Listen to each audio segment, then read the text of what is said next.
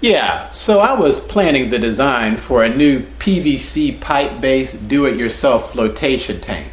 Shout out to CraftyAmigo's excellent free design tool.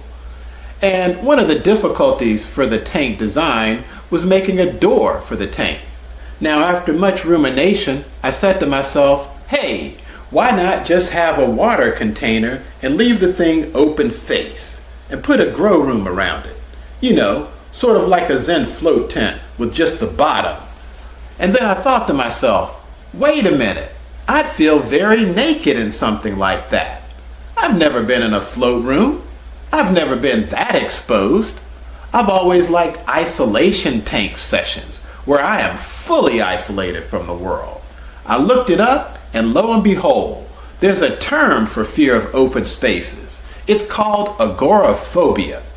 So Dr. Feinstein has solved the problem of claustrophobia by employing ocean float rooms.